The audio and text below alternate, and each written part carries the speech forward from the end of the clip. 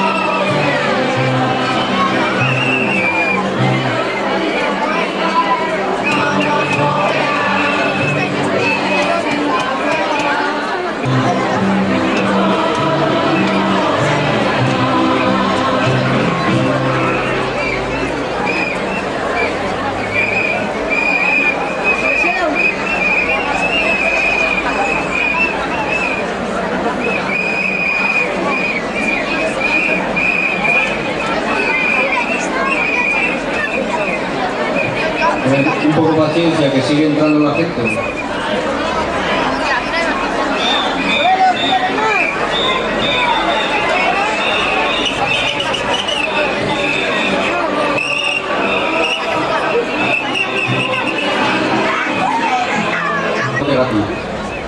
Gracias a todos. Vecinos de Amurrio.